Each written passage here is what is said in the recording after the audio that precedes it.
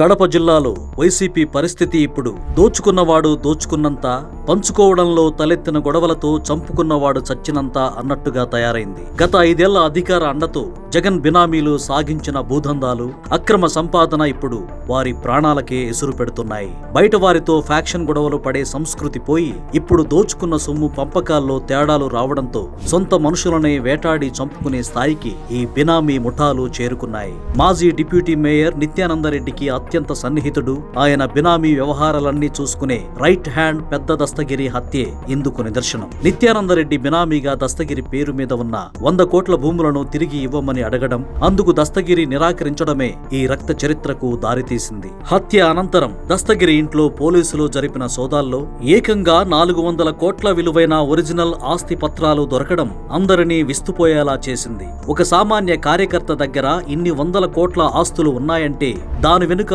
జగన్ రెడ్డి అండతో ఎంతటి భారీ భూమాఫియా నడిచిందో స్పష్టమవుతోంది. ఈ దారుణాన్ని రాజకీయం చేసి లబ్ధి పొందాలని జగన్మోహన్ రెడ్డి ఆడుతున్న నాటకాలు ఇప్పుడు బెడిసికొట్టాయి.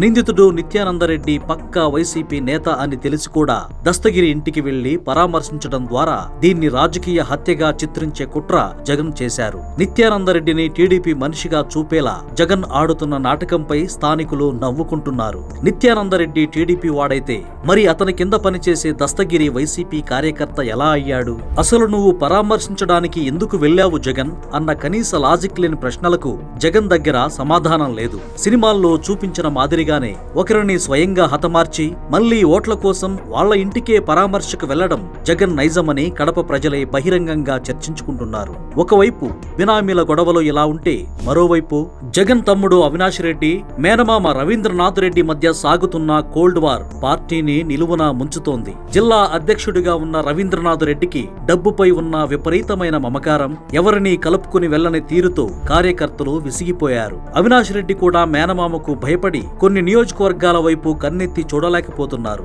ప్రస్తుతం 3 రోజుల జిల్లా పర్యటనలో ఉన్న జగన్ ఈ బినామీల గొడవలను, సొంత కుటుంబ సభ్యుల ఆధిపత్య పోరును అదుపు చేయలేకపోతే కడప కోట కుప్ప కూలడం ఖాయం. అక్రమాస్తుల కోసం మొదలైన ఈ అంతర్యుద్ధం మున్ముందు మరిన్ని నెత్తుటి ఏరులు పారిస్తుందని విశ్లేషకులు హెచ్చరిస్తున్నారు.